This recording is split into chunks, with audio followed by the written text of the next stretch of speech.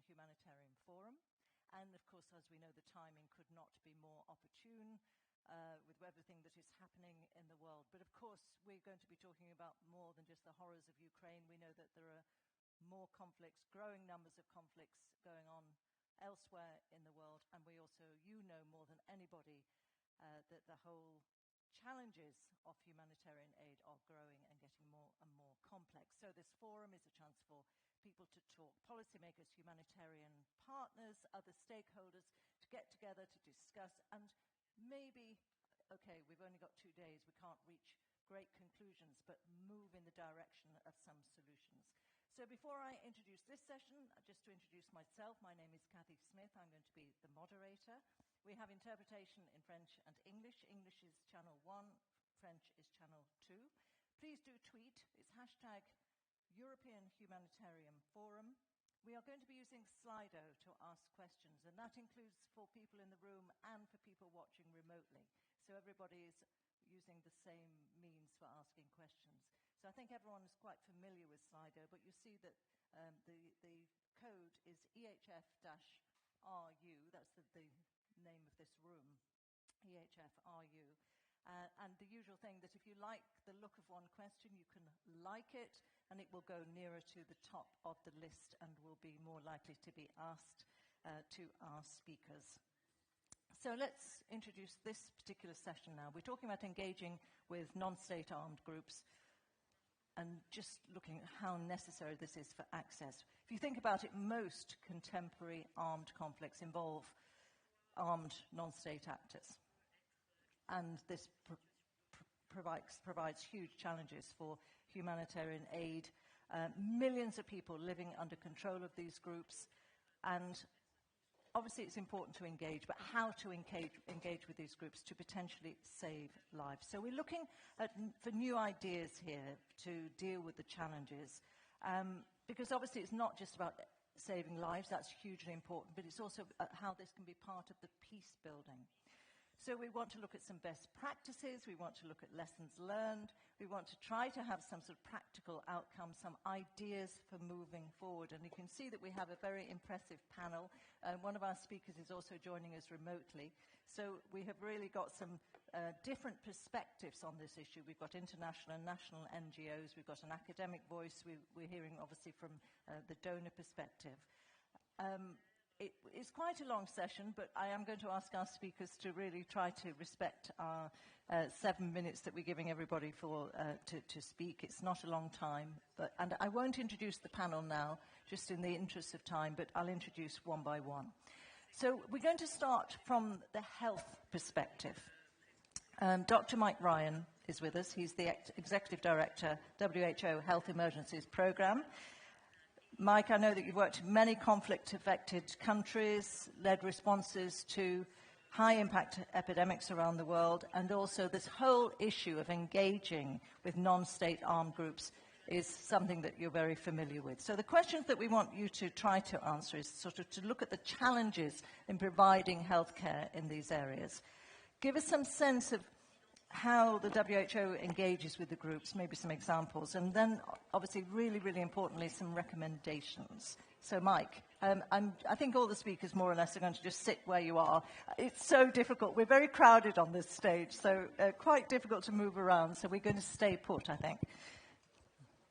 Yeah. Hello, can you hear me? Good. Yeah, excellent. No, I don't think I'd like the obstacle course over there.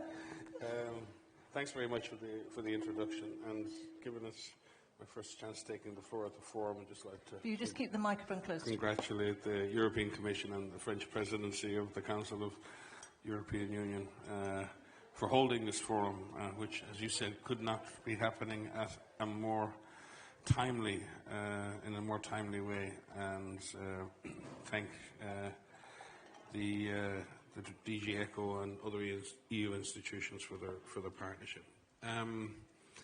For WHO and for many of our sister agencies and partners working in the health space, working with armed non-state actors is not a choice, it's an imperative, because very often people are on the other side of that conflict. But it also represents a big challenge, because a lot of people will come at this and say, okay, so what we need is negotiations with the other side. And then once the other side agrees, we can go there and do our work. But I think what people forget is building a health system or an education system is seen as an act of state building, and therefore is interpreted on both sides of the conflict in a different way.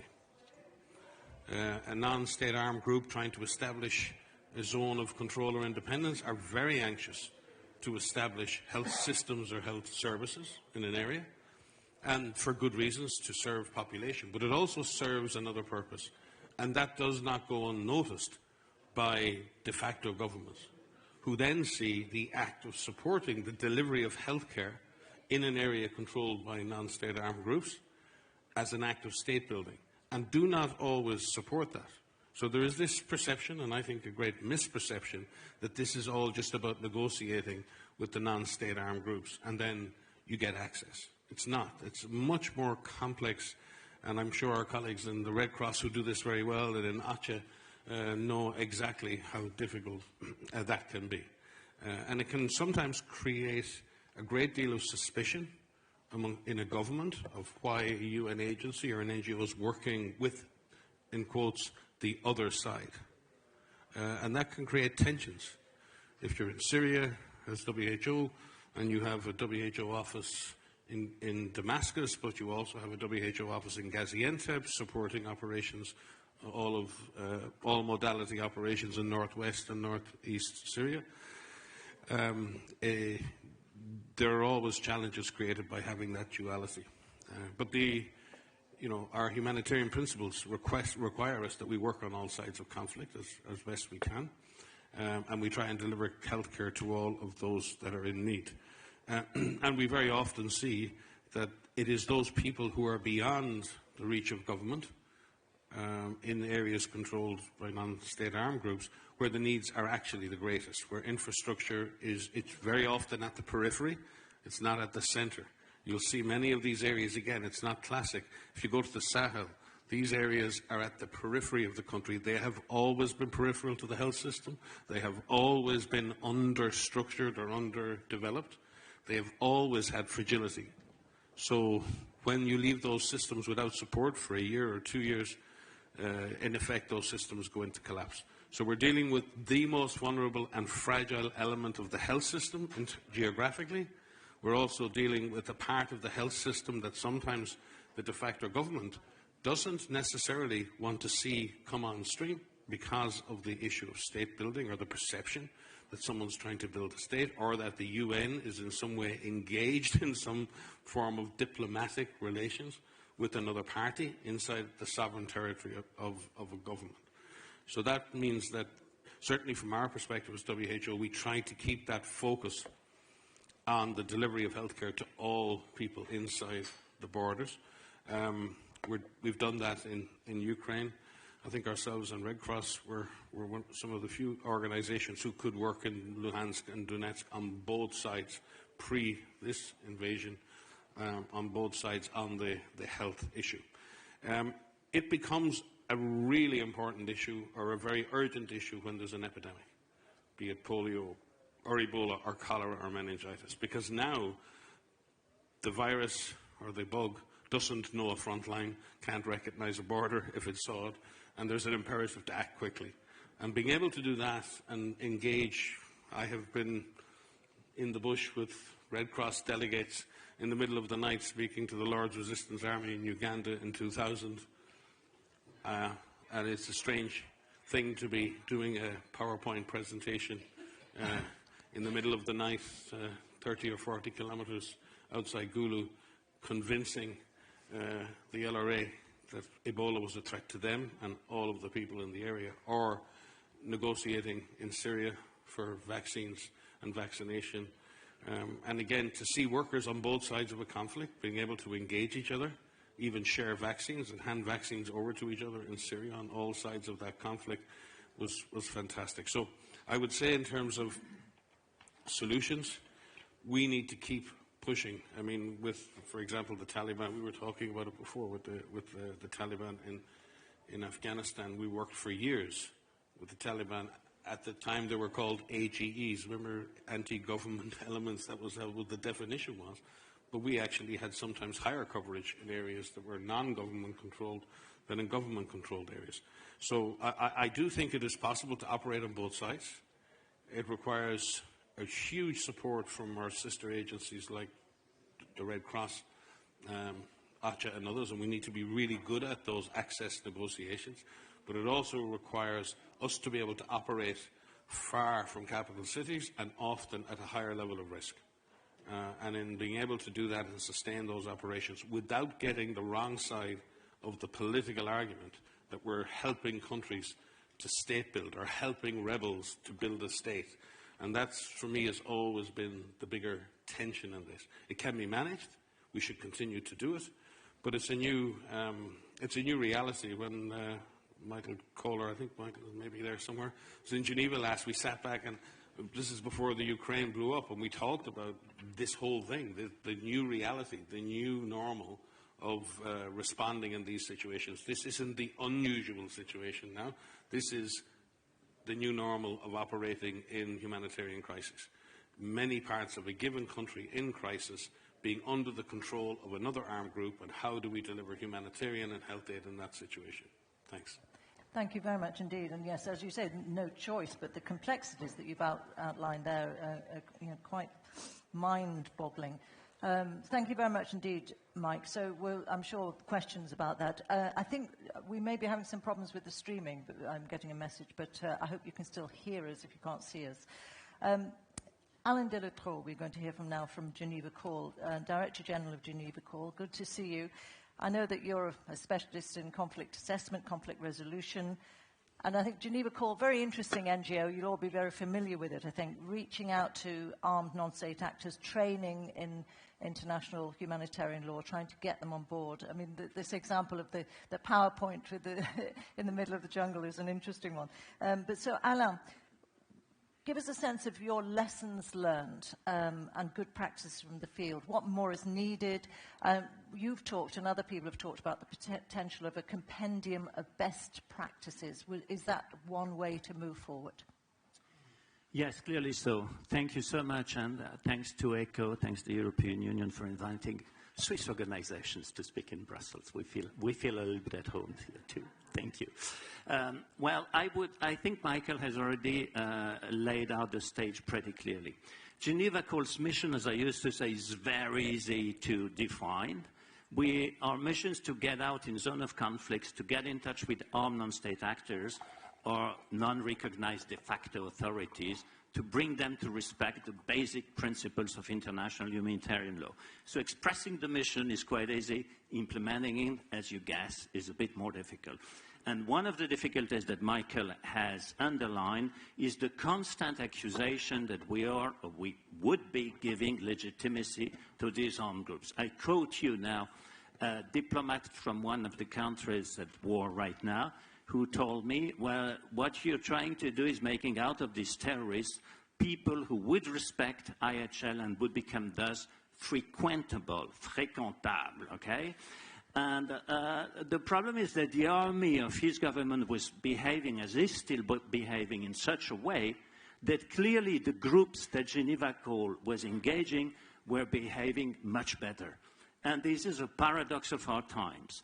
You have parties to the Geneva Convention, states, P5, that are supposed to lead in terms of example, and which are behaving as we have been seeing every time we've been putting on our TV screens since at least 2003. And this is becoming a big difficulty for us, because the commanders that we engage in the field are ready to look into behavioral change for their ranks and files.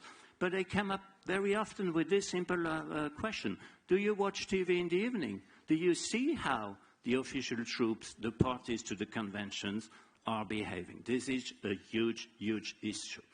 Now, at Geneva Call, we have two criteria to enter a field. The first is the armed non-state actor in question clearly creating huge havoc and suffering for civilian population. There are a few places in the world where armed non-state actors do not create big issues for civilians, so we don't go there. And second is the acceptability. Can we go there without having the throats of our colleagues being cut? Because this is sometimes the answer we get from some armed non-state actors. Again, these armed non-state actors who don't want to speak with anybody are those who make the news almost every day. But against common sense, I'm happy to tell you today that the vast majority of commanders that Geneva Accord engages in the field do want to change behavior. They do not want to be seen as criminals themselves. They do want to keep a space open for future negotiations, and the way to keep that space open is by behaving according to the laws of armed conflict. The major lesson learned, as you have asked me actually, is how do you provoke this behavior change when you arrive in a place where the armed non-state actors are behaving very poorly? And there are several triggers. One is what we call in our language localizations of norms. For simple humans like me, I would say inculturization of the principles of international humanitarian law. That is, and again, an example from Afghanistan, where we had booklets out in the Pashtun area showing that Pashtun fighters should behave in a certain way, not because the Geneva Conventions oblige them, also because of that, but primarily because it's part of their culture, their code of honor, and the Islam that they profess to believe in.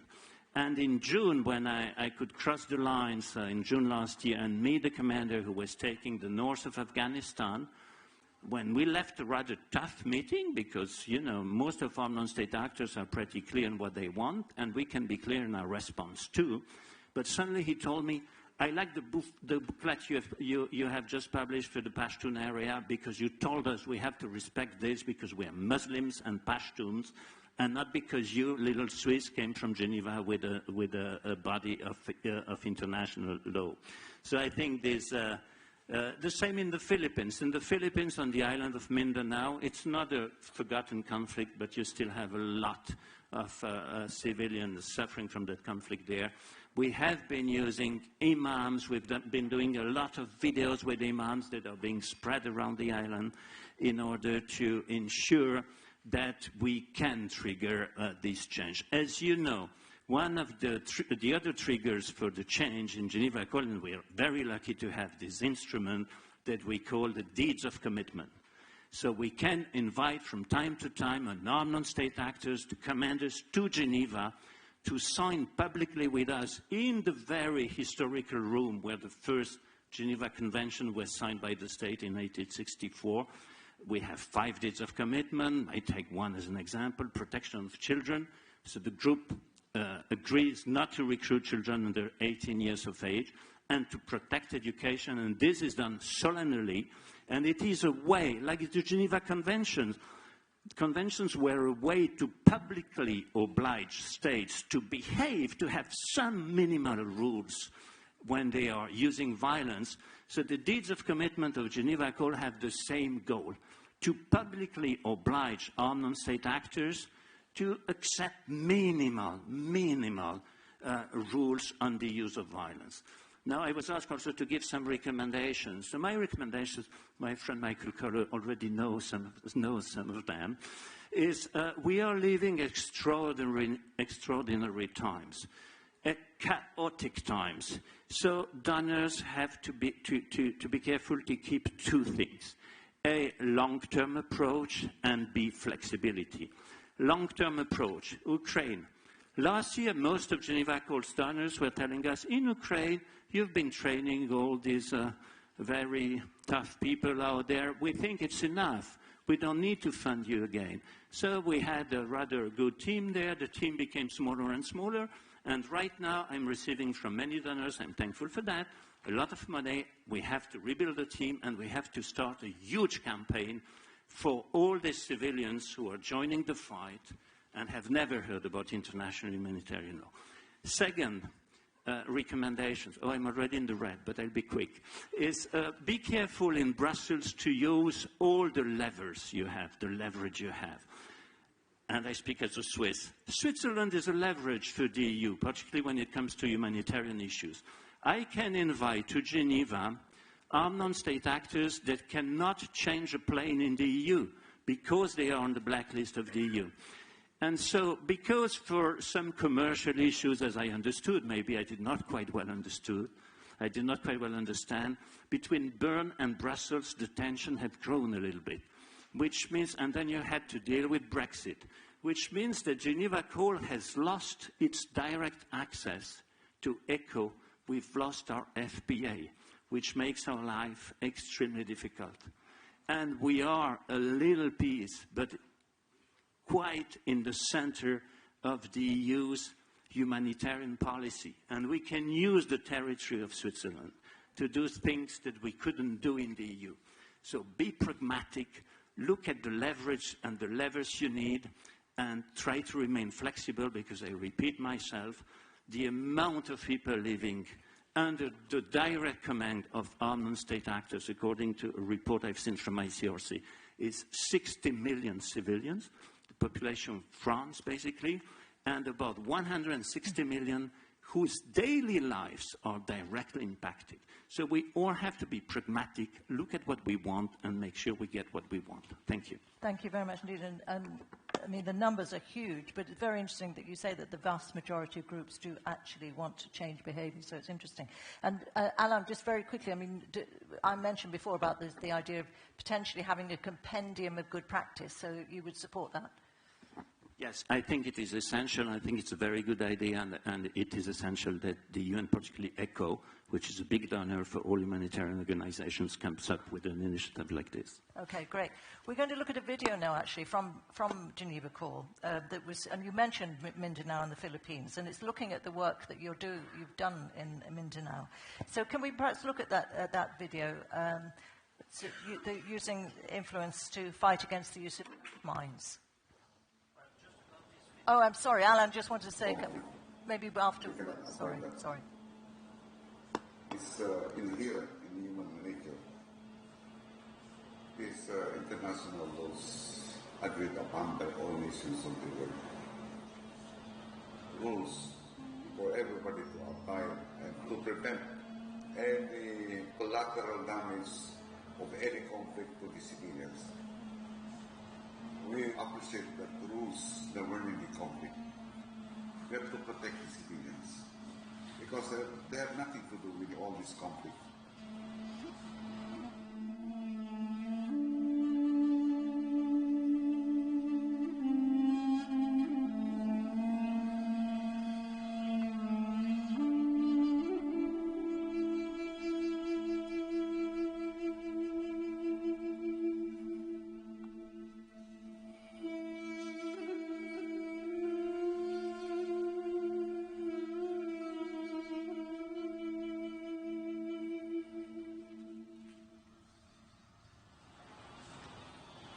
There's a saying of it, whoever killed an innocent man as if he killed the whole humanity. I remember that we signed Geneva Call deed of commitment, even at the height of our fighting not to use landmine, especially the anti-personnel mines. The intention of signing this one is really, to send message to our men, rank and file, to respect. And when in fact it is enshrined, stipulated in our code of conduct. Anong nakapamandu ni ko na sa kinabawaran ko kina data mas ko na kaysa na mausalin to kadua na ikena ko na imelipi mamitsa. Uy kagina tuba kailangan te protektahan so civilian ka violation mo kana military maka among so civilian.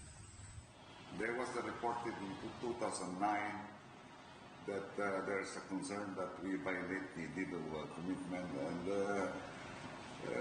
Geneva call send investigation team to determine and to verify the perceived or alleged violation of the legal commitment. And I think the Geneva call really can attest that we are not losing it.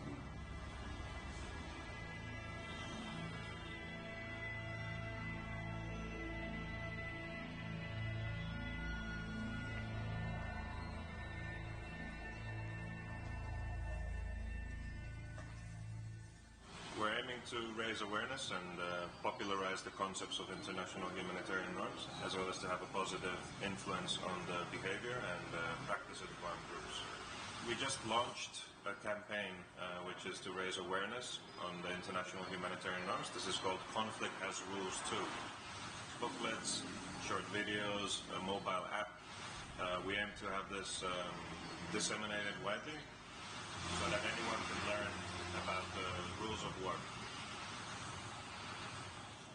Aside from that, protection of children is something to pay attention to, as we do hear reports of child recruitment, attacks on schools, as well as hospitals.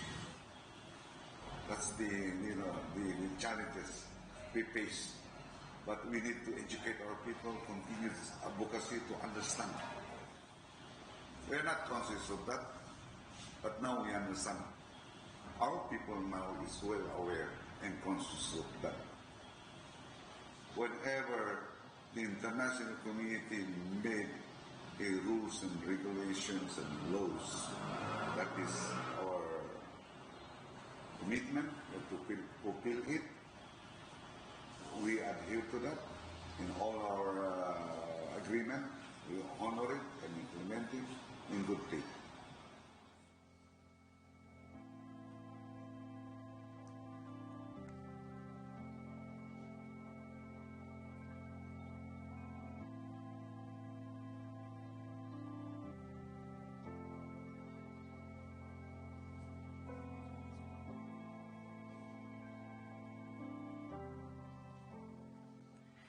Alan, did you want to just say very, very briefly something?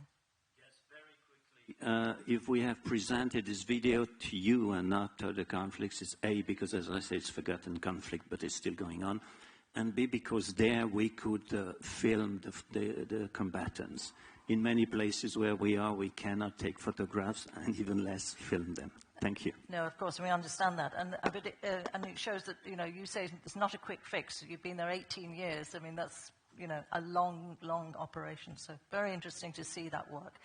So thank you for that. Really interesting. We're now going to move on to our next speaker from the ICRC, Patrick Youssef, who's Regional Director. I know, Patrick, that you've worked in many war zones and been involved in missions in Sudan, Chad, and Iraq. I know it's an organization. I mean, I can't imagine how many hundreds of armed non-state actors that your organization must have actually dealt with in areas of armed conflict. So from an operational perspective, maybe you can give us some sense of the challenges and the opportunities. We like the negative and the positive, and give us an idea of how engaging with these groups can help, not just in terms of humanitarian issues, but also peacekeeping. Thank you very much. Again, I join my colleagues in thanking the EHF for organizing this. First and foremost, I think it's the reward is that we're discussing such issues, which we didn't do in the past. I remember 10 years ago when we used to discuss the operations in the Sahel. This discussion has never, was never on the agenda, and it was a kind of a taboo to be able to discuss a very sensitive topic. So that's already an achievement. I think if I'm saying that because I've been with the ICRC for a number of years, and I know how defining it is for our work to be able to talk to all parties, to whoever bears a weapon and has a direct impact on people's lives. It starts from there. And I think when we understand how today's conflicts are fought and the geopolitical turns that brought more armed groups to fight rather than states. Today we have approximately 60 states engaged in armed conflicts, while we have 600 armed groups. engage in wars or situations of violence, either between themselves or directly against states. Just imagine the brunt of what these armed groups could do, indeed, if they are engaged or engaging in trying to establish some form of assistance or social services back to the people living under their control. So by that simple definition, one understands that it's vital, as many of my colleagues said, to engage with these armed groups. The ICRC report that Alain has mentioned in 2021 has looked at the environment in where we have listed a number of armed groups, and we understood that over 50 million, 34 I think out of which are in Africa, 50 million people live under the full control of non-state armed groups. These could be in the north of Ethiopia, they could be in the north of Mali, in what used to be the insurgency in the north of Mozambique. But they're the double of that in areas that are under fluid control between states or between these armed groups. And this gray zone is indeed the worrying aspect that one has to really cater for. So from our perspective, our point of view, engaging with unstate armed groups secures two things. One is a secured access for people affected by wars and conflicts.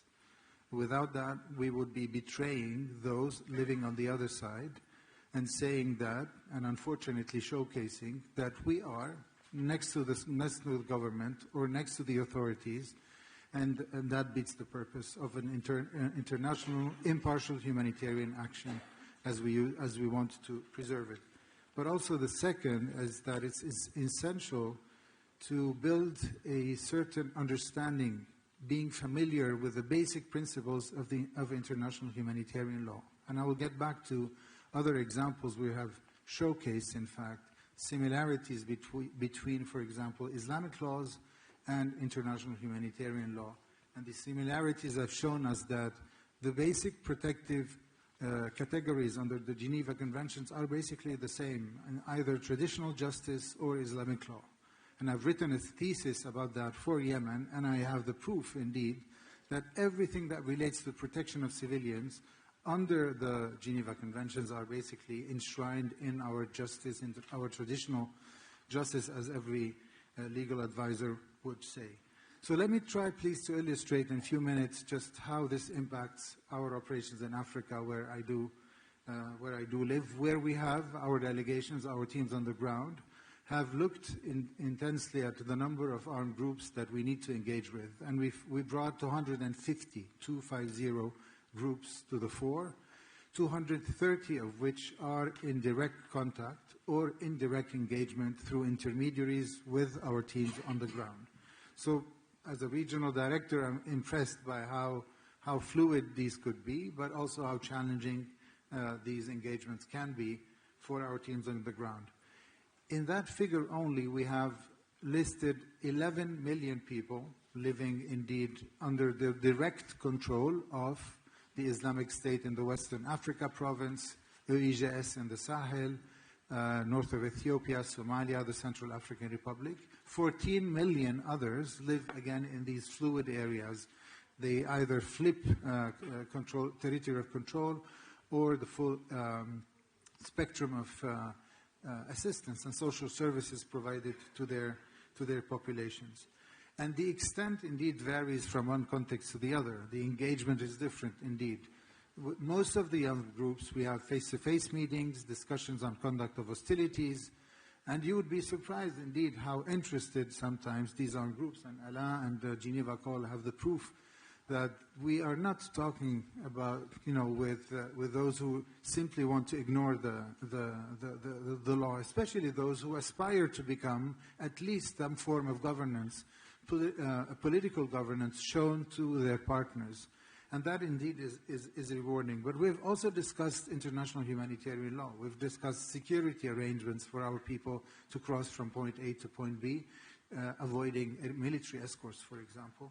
Or we have looked at the respect of the emblem as the Red Cross and Red Crescent movement is spread, and that by then would mean that we will also protect the local volunteers from the Red Cross and Red Crescent organizations.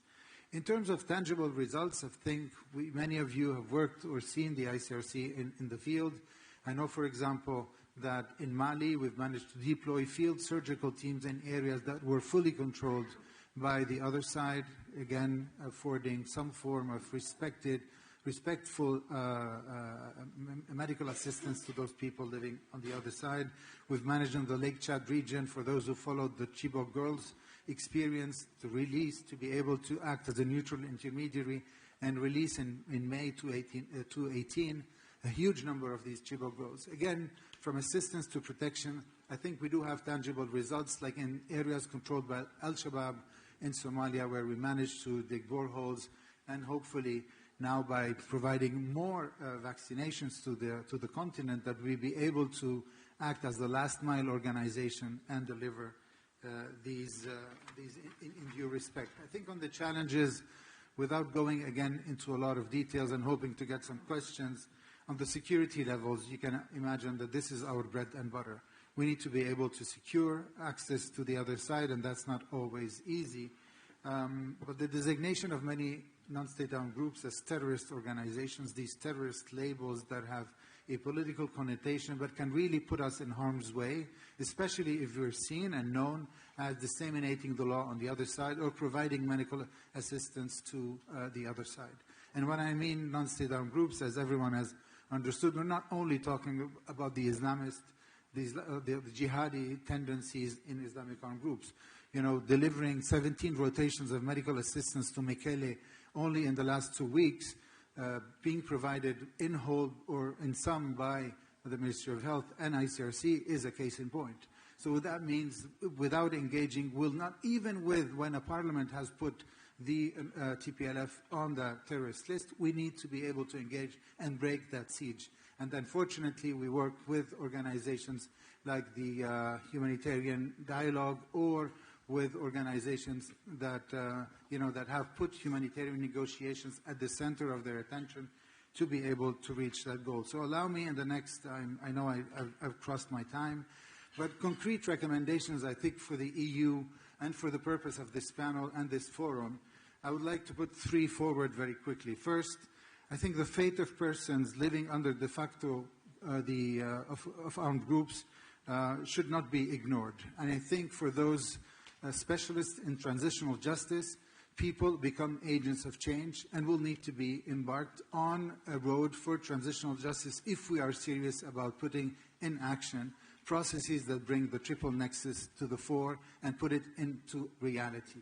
The second thing is that I know that many of you would think it's not a good idea to engage with armed groups, but it's not a better idea to close down completely the debate, especially if we are serious and eager to be neutral and impartial in what we do. And the third, unless impartial humanitarian action is excluded from the scope of anti-terrorism measures and sanctions with a well-framed humanitarian framework, I think we would be really encountering serious legal risks. And that's why, indeed, with states and New York-based dialogues, or in Geneva, or indeed in regional organizations, or with the African Union, for that matter, we need to be able to say there are no white or black only. It's not only a binary world today, and that gray middle zone should be, indeed, the target for the benefit of people. And if we do that, again, we will be stabbing them in the back and betraying the sole mission that why we were created, as to protect and yet to assist. Protect comes first, and then assisting and preventing atrocities comes, I think, at the second and third stage. Thank you. Thank you very much indeed, and I'm sure that some of those issues, I'm sorry we're having to rush through this rather, so if you have any questions, please send questions now from if you're here in the room or if you're watching remotely, and we can actually get more detail, but thank you very much indeed, Patrick. So we are now moving on. In the lead up to this forum, there were some regional consultations, and they were carried out in 4 regions: Asia, Latin America and Pacific, Africa and the MENA region. And the issue that we're talking about here, engaging with answers, was one of the key issues. So to tell us more about those, the outcomes really of those recommendations, Mariam Touré is joining us. She's from the Norwegian Refugee Council. And Mariam was hoping to be with us from Mali, but I think there were some visa problems. So poor Mariam is having to join us remotely, but we're delighted that you're with us. So I hope we can see you. Yes, you're there. So Mariam, hello to you. Can you tell us the key messages that came out of those consultations? And then perhaps add some of your own perspective from Mali. Thank you very much, Katie. I hope everyone hears me well. Morning to the distinguished panel and guests from Mali. So I'd like to start by echoing what Mr. Youssef said about the importance of this discussion and highlight their impact on humanitarian assistance in the future. Today, as you said, I will be speaking on behalf of the field to restitute discussions about engagement with armed non-state actors. My remarks will highlight the importance of such an engagement for humanitarian access, the challenges pertaining to it, and key recommendations from the field. To the why to engage with armed non-state actors. Working in hard-to-reach areas means for humanitarian workers to have access to localities where the needs are the highest and where also these localities are completely controlled by armed non-state actors, as Mr. Ryan rightly underlined. In Mali, for instance, NRC has been able to access remote areas because of close engagement with non-state armed groups that gave us the right of passage. Engagement does not mean helping actors fulfill their political purpose, and that's what the field wants you to understand. It means using a right, the right to provide assistance to populations without being considered as interference within state national affairs. A right given to humanitarian workers by various UN resolutions and IHL, the right to neutrality. With the right to neutrality, humanitarian workers give the most vulnerable people the right to education, to health, to live, to hope. Encouraging humanitarian workers to give these rights in hard-to-reach areas, yet imposing restrictive measures to have interactions with these groups gives a double discourse, and this is what the field thinks. In program countries, legal frameworks discouraging dialogue with armed non-state actors, especially counterterrorism regulations, constitute a major challenge for humanitarian actors with a deleterious impact on their ability to deliver aid to populations under de facto ANSA, armed non-state actors' control, and to ensure the safety of their staff. What we are saying on the field, we are saying across the globe that EU and its member states should engage and use their diplomatic advantage to ensure that national legislative frameworks in program countries explicitly allow for engagement and dialogue with armed non-state actors by principal humanitarian actors. These, for instance, could be modeled on humanitarian exemption clause found in the African Union model anti-terrorist law.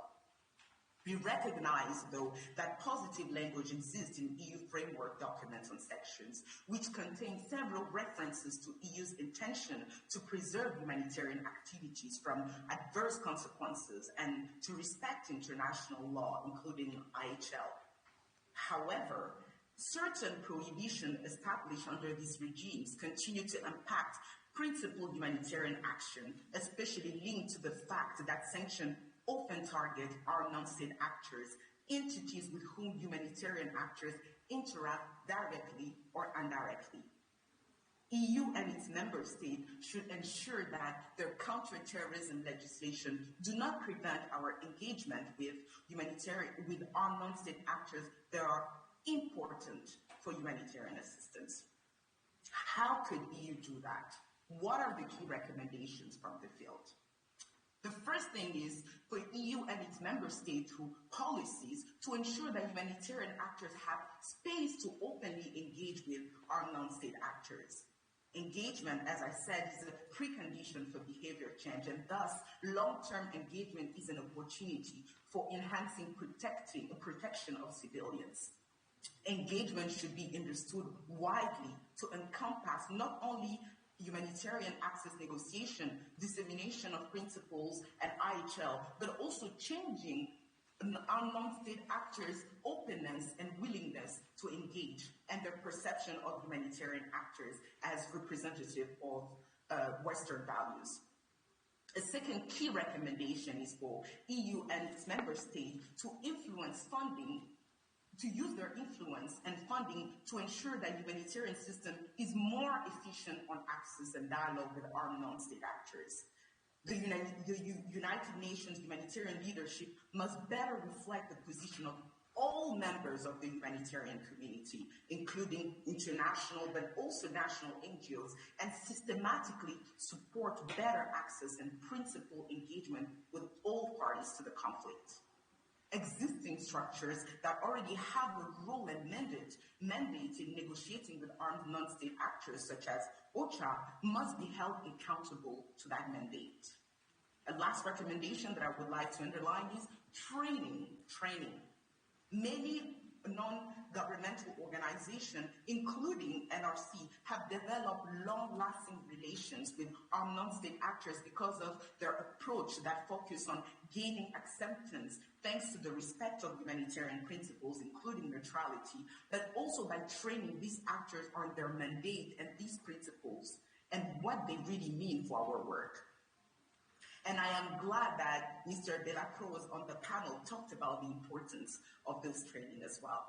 Trainings delivered to armed forces, including awareness of humanitarian action, humanitarian principles, and humanitarian protection, should escalate, but not only be limited to armed non-state actors, because security impediment on the field to humanitarian access are sometimes also linked to heavy military operations.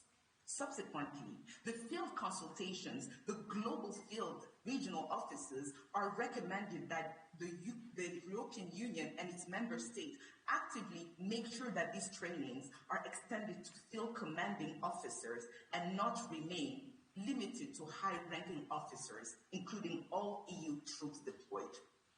To conclude, engagement with ENSA means being able to reach remote areas that are mainly controlled by them and provide humanitarian assistance where they are the most needed.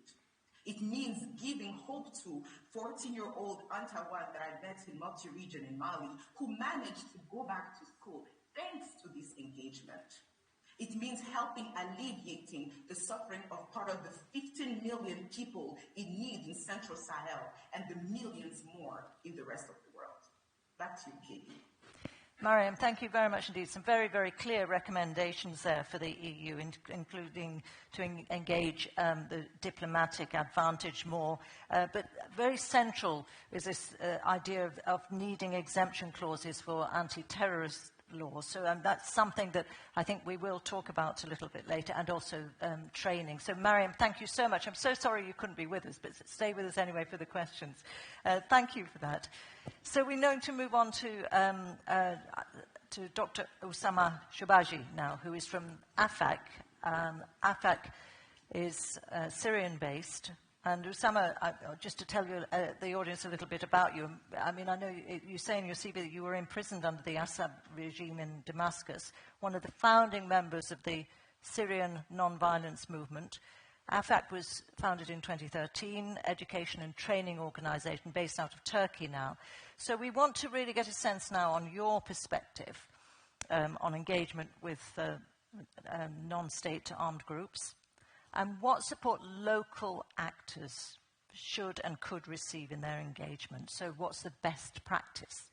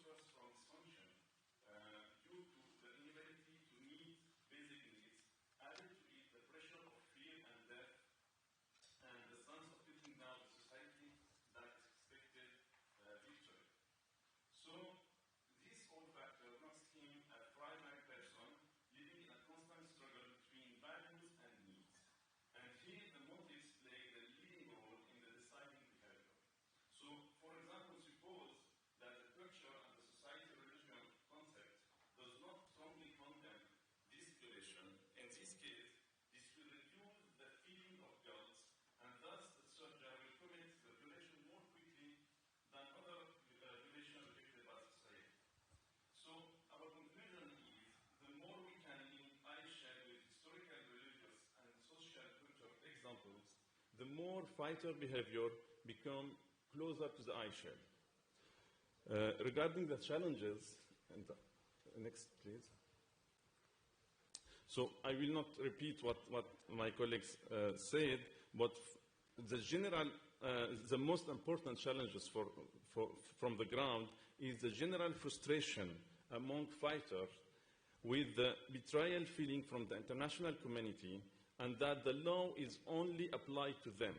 There is no accountability to the crimes committed by the regime or by Russia. So we need concreted examples from the modern history for crimes committed by individuals affiliated to the army of the government and where they have been held accountable for their crimes. The lack of direct accountability makes the fighter in Syria indifferent, despite the recent news about some arrests of refugees in Europe, like Sweden and France, on charge of torture, but these which can form a sense of accountability, but I think it is not enough. The lack of centralized control increases the individual violation cases, so we encourage combatants to abide by ISHEL because it's their primary protection. Regarding recommendation for the best practices, once again, our goal is to take advantage of any societal, cultural, religious element that help us strengthen the fighter motivation to respect ISHEL. And hence, implementing training with various tools raises the efficiency and disseminates knowledge of ISHEL and its application among the civilian, the community leaders, and the civil society. This step will increase the social pressure on answer from the community. So forming a specialized team of jurists to establish a civilian body to guide how to apply ISHEL and follow up compliance in the observed practices of ANSA's activity. So, in conclusion, if we want to secure the humanitarian space, we need to deal with ANSAs per the policy of intimidation and persuasion, and make every component of the local communities more involved and related to ISHEL values. Thank you.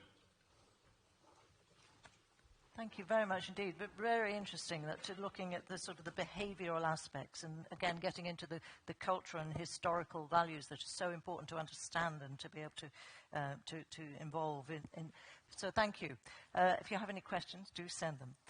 So now we're going on to our next speaker, Gloria Gaglioli, who is the director of the Geneva Academy of International Humanitarian Law and Human Rights, also a member of the board of Geneva Call and of the International Review of the Red Cross. So lovely to see you. Now, what we want to ask you is, because we know that you're involved in several research projects on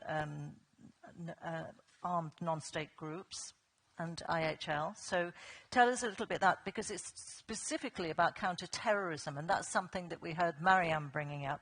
And I know that at University of Geneva you're doing some more research. So run through, first of all, what IHL says about these groups, if you would, and then how you see the challenges and opportunities. Thank you very much, Ms. Smith, for your questions, and I would like to thank the organizers for the invitation. We are truly honored. So we all know that the majority of armed conflicts nowadays are non-international armed conflicts. And in the last decades, we have seen a proliferation of non-state armed groups. Of course, there is a huge diversity among those non-state armed groups. I mean, in terms of structure, in terms of a level of violence they can project, in terms of motives. Also, some of them control territories, others don't. Some of them engage with humanitarian actors, others don't. And so that's clear that their impact will be different, but we can say that all of them can have a huge impact on the protection of civilians. And this is why, for humanitarian actors, it is absolutely essential to be able to engage with non-state actors. And this is something that is actually protected by international humanitarian law. So let's have a look at what international humanitarian law says. First of all, international humanitarian law provides for obligations for all belligerent parties. So this includes non-state armed groups, obviously. This is why disseminating IHL with non-state armed groups is absolutely essential. International humanitarian law also provides for a right of initiative for humanitarian organizations. And guess what? This right of initiative is not only to talk with its belligerent states, but also to talk with non-state parties. So this is absolutely key and part of the humanitarian mission. So when humanitarian actors visit fighters from different armed groups, this is part of their mission. When they provide healthcare to ISIS fighters, for instance, this is part of their mission. When they give food to the family members of fighters, this is fine, provided that the family members are civilians. Now, even if this is not explicitly recognized by international humanitarian law, humanitarian actors obviously have to negotiate access with non-state armed groups, especially when they control territory. It's not sufficient to engage just with states to have access to populations in need. There is thus no humanitarian action without engagement of non-state armed groups. Now, what are the main challenges for engaging with ANZUS? I mean, my co-panelists addressed many of those challenges. I would like to address the issue of counterterrorism measures and how this has invaded the humanitarian space. We know that since the 9/11 attacks, the counterterrorism measures have proliferated at the national level, at the regional level, at the international level. And of course, it's legitimate to fight terrorism. Nobody contests that. But in the same way as medicine can cause side effects, we have seen that those counterterrorism measures have indirectly invaded and shrinked the humanitarian space. This is for several reasons. The first reason is the criminalization of humanitarian action. We have seen a proliferation of terrorist offenses. Think about the terrorist offense in the US of material support to terrorism, which have obviously impacted humanitarian actors. There are also risks linked to administrative sanctions, which have directly or indirectly impacted humanitarian actors. More broadly, there is an increased burden for humanitarian actors to obtain funds, to transfer funds, to access certain conflict areas. There is an increased control by states and heavy vetting processes. All of that has led to a kind of chilling effect. And, you know, humanitarian actors self-censor themselves. So there are solutions, and we have reasons to be hopeful. We have heard about humanitarian exemptions, so this is a great way forward. The Security Council, for instance, in Resolution 2462 on terrorist financing has included an exemption clause for exclusively humanitarian activities that are carried out in accordance with IHL. This is great. We see also the EU Counterterrorism Directive of 2017, including a humanitarian exemption in Recital 38. This is also good. The practice of derogations permit also to complement that. So we are happy with that, but it's not sufficient. Why it's not sufficient? Because not all actors are covered by those exemptions. Not all activities are covered either. Looking at the EU directive, it's a great progress, but at the same time, member states are not obliged to transpose the humanitarian exemptions in their national legislation. So it's just in the recital. It's not in an operative paragraph. Thus, in my view, we should work towards the objective that states should be encouraged, if not obliged, to integrate humanitarian exemptions. And the exemptions should be interpreted in a very broad manner, looking at their object and purpose. More broadly, I think we should also initiate a reflection on the effectiveness of counterterrorism measures. We always talk about monitoring the effectiveness of humanitarian action, but what about the effectiveness of counterterrorism measures? Do they work? Is it worth it? Now, let me touch upon the question of opportunities. I think we have great opportunities in engaging with non-state armed groups. And we need definitely to move away from this state-centric approach of international law, which does not give the opportunity to non-state armed groups to voice their concerns, to voice their approaches and perspective of international humanitarian law. This may explain the lack of ownership towards international law.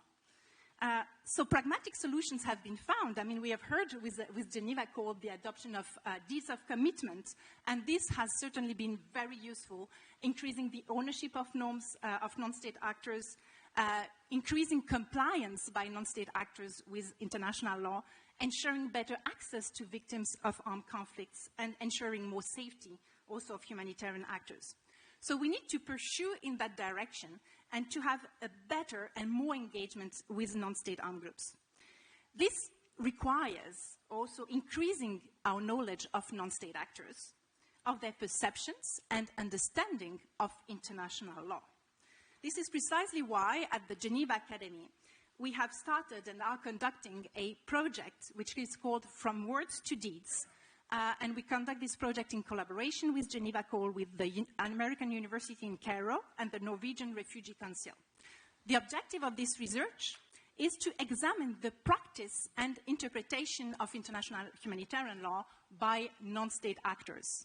And one of the objectives of this research will be to develop an operational guidance for humanitarian actors with the aim to enhance ANZUS engagement towards better compliance. So please stay tuned, as this guidance will provide concrete recommendations.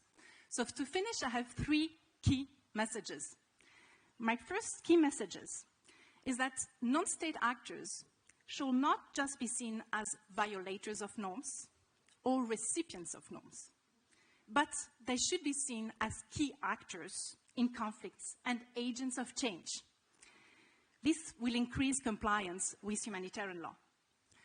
A second key message is that we need to increase our collaboration between humanitarian workers engaging with non-state actors, having good practices in that regard, but also collaboration between researchers who are dealing with the same type of issues and humanitarian workers. And my third and last key message is that since engagement of non-state armed groups is key to IHL compliance, all impediments, including to fight terror, should be reduced to a minimum. I thank you very much for your attention. Thank you very much. And again, some interesting recommendations there that we can perhaps pick up on if we have time. So, our final speaker is from the European Commission, from ECHO, DG European Civil Protection and Humanitarian Aid, Andreas Papakonstantinou. So, Andreas, you've heard then already some of the sort of demands, if you like, or recommendations to the EU. So perhaps you can give us this donor perspective and tell us what more you can do. I mean, we've heard about the EU should use more diplomatic weight. Certainly the counter-terrorist measures and sanctions, a big issue. Training and funding. Those are the big issues, I think, that have come out. So, first of all, allow me to say that I'm extremely happy that I'm here at the first ever European Humanitarian Forum and seeing all the excellent colleagues here. It's a great thing.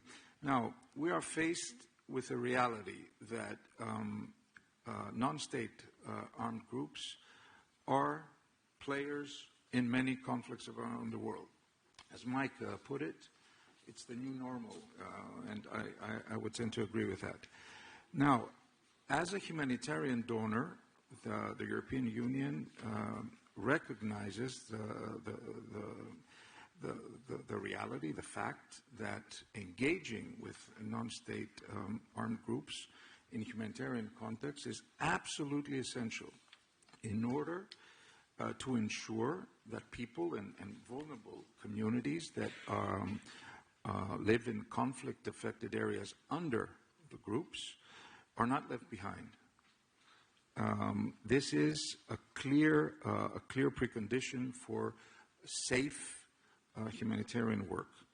And we also recognize the fact that in order to ensure that there is a humanitarian space, we need also to manage the expectations of all parties to the conflict.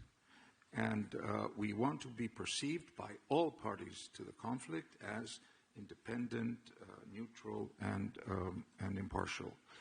And we have a number of cases, be it Yemen or Syria, where you have complex conflicts underway, and you have the difficulties in engaging with non-state armed groups.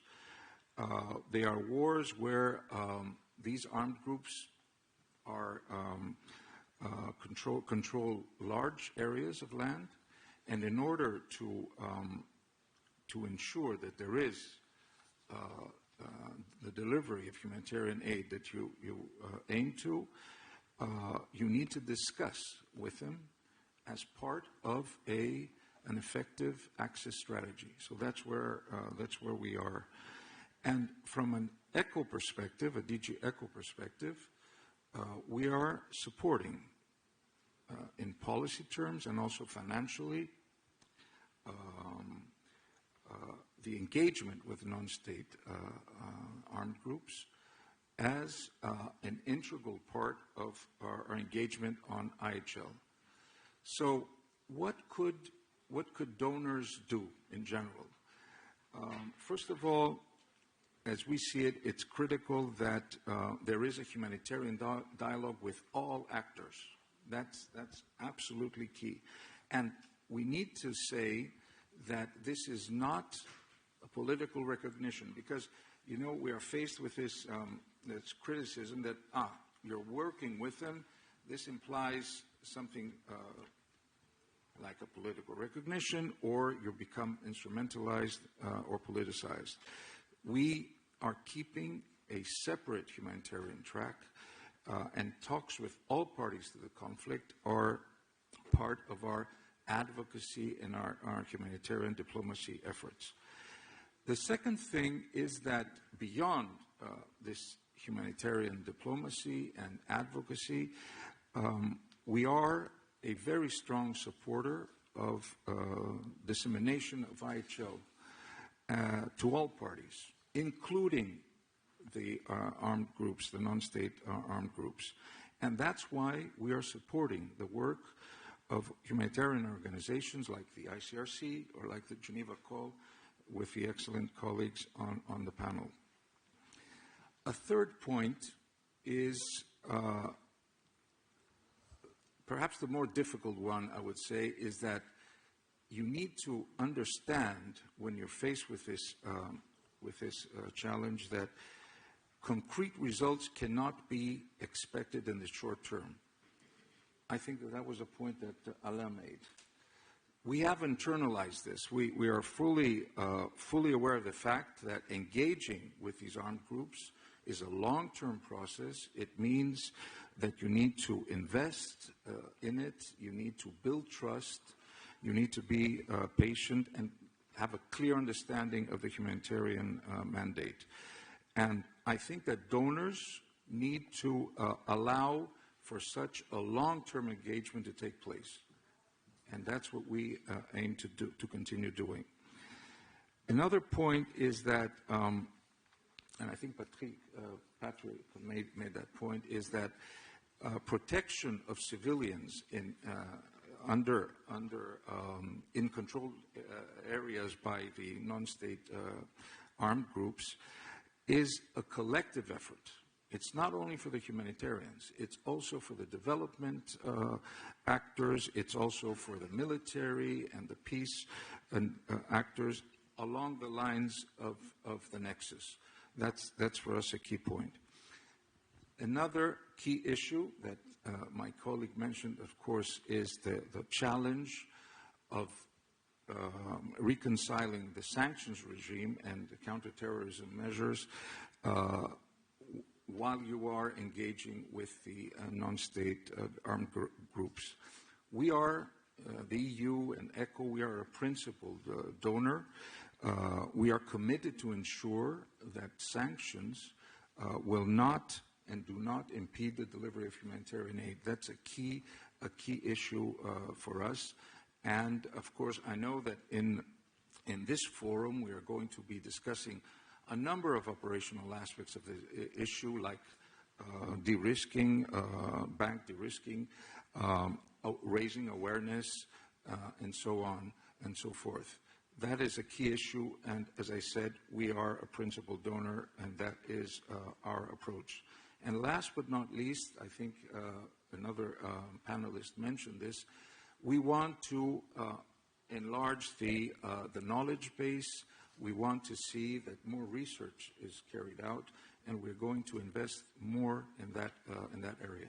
Once again, thank you very much. Thank you very much indeed. So we've got a sense of what's happening at EU level. Before we come to the questions, we've got 4 very brief interventions from the audience, 2 who are here, 2 virtually. First of all, Kelly Clements, Deputy High Commissioner for Refugees at UNHCR. Kelly, hello. Would you like to come and stand here so the camera can find you? And you need a microphone. Yeah, there we go. Thank you. Great to see you. Thank you very much. Thanks very much for having us, and congratulations to the European Commission. And in just a few weeks, actually pulling this off, thinking this was going to be at the end of January. No, from the UN Refugee Agency, I just want to... Luc Chauvin, from the Chief Humanitarian Operational Partnership at UNICEF Office of